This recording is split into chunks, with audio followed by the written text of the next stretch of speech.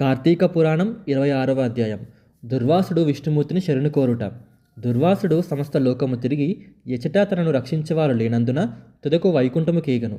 అక్కడ విష్ణుమూర్తిని దర్శించి, జగన్నాథ, బ్రాహ్మణప్రియ, మధుసూదన, సుదర్శన చక్రము నాపై పడకుండా రక్షించుము. శ్రీహరి, కోటి సూర్య సమాన కాంతి గల ఈ సుదర్శన చక్రము నన్ను చంపుచున్నది, దీనిని నివారించుము. స్వామి, నీ భక్తుడగు అంబారీషుని అన్యాయంగా శపించిన ఈ పాపికి ఈ శిక్ష తగినదేనా? వేలాది బ్రాహ్మణులలో నేను మహాపాపిని కనుక నన్ను రక్షించుము. ఓ విష్ణుమూర్తి, నీ వక్షస్థలమును తన్నిన భృగు మహర్షిని సహించితివి, అట్టే నన్ను రక్షించుము. స్వామి, నన్ను కాపాడుము అని సాష్టాంగ నమస్కారం చేసి ప్రార్థించను. దుర్వాసమునిని చూచి విష్ణుమూర్తి నవ్వుచు, దుర్వాసమునింద్ర, నీవు సాక్షాత్ శంకరుడివి, బ్రహ్మస్వరూపుడివి.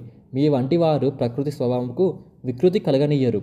నేను మనోవాక్యముల చేత బ్రాహ్మణుల్ని కావంతయ్యను అపకారము చెయ్యను. సంగతి మీకు తెలిసినదే కదా. దేవతలకి, బ్రాహ్మణులకి, సాధువులకి, గోవులకి సుఖము కలుగజేయ నిమిత్తమైన నేను ప్రతి యుగంలో అవతరించుచుందెను. నీవు సాధు నిందితమైన కర్మ చేస్తివి. నీ భక్తుడగు అంబారీషునకు తగు కారణం లేనిదే శాపమిచ్చితివి. అంబారీషుడు శత్రువుకైనను అపకారం చేయడు. సకల భూతములందు నన్ను భావించుచు చరాచరమునంతటా నన్ను చూస్తూ ఉండేవాడు. అట్టి సుగుణావంతుణ్ణి నీవు అన్యాయముగా శపించితివి. ఇది నీకు తగునా? నీవు భోజనముకు వచ్చినట్టు చెప్పి వెళ్తివి, కానీ సకాలముకు రాలేదు. నీ రాకకు ఎదురుచూసి అంబారీషుడు కేవలం జలం మాత్రమే త్రాగి ద్వాదశ పారాయణ చేసెను. జలము త్రాగుట వలన ఏమి దోషమున్నది? బ్రహ్మచార్యాదులకు ఆహారం ముట్టుకోనప్పుడు జలపానం విహితమై ఉన్నది. అంబారీషుడు దాహశాంతికై జలపానం చేసినందున దోషం కలిగినదా? నీకు ఏ కారణం దొరకక దానిని ఒక దోషంగా చూపి తొందరపడి శాపం ఇచ్చితివి. అంబారీషుడు ధర్మశాస్త్రం నందు చక్కగా విచారించి ద్వాదశ సమయమున జలపానం చేసినాడు. నీవు శాస్త్రవేత్తవే గదా, నీవు ఆగ్రహించుటకు తగిన కారణం ఏదో చూపుము. అంబారీషుడు నిన్ను ఎంతో బ్రతిమాలెను. నీవు శాంతించక తనని దూరముగా తన్నిపోతివి.